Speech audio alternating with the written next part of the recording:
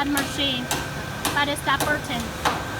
Okay, now you can see the zebra tape starts go through these guiding wires. And because of the lack of electricity, the power is not limited. The power is not allowed for the heating procedure, so we will not show you at this inspection video. And normally when the tape comes out from the chamber, it will be dealt with the lacquering procedure. These are all the lacquering boxes for put the lacquer into.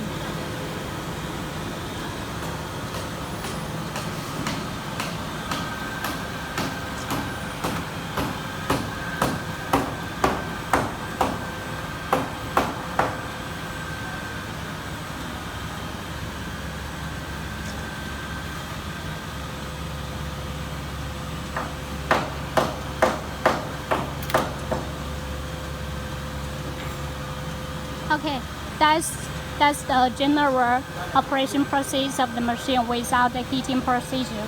Without the heating and airing procedure, please be noted. Thank you.